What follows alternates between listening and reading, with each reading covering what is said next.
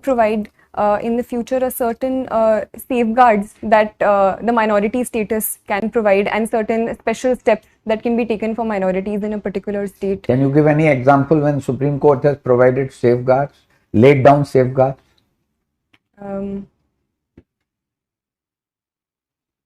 You heard of Vishakha's case? Yes. Okay. And you've been a student of history. Yes, sir. Who do you think, whom would you rate as a foremost historian of the later Mughals period? Who are later Mughals?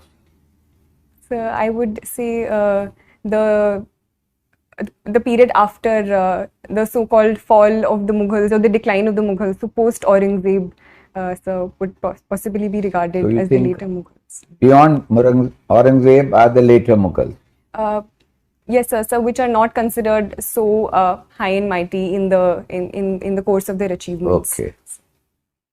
Recently, there has been a talk. Certain people feel that there is a need to review and rewrite India's history. What is your take on that? So I personally believe that the writing and rewriting of history has been a continuous part and parcel of history since time and forever. And I believe rewriting of history is always a positive step.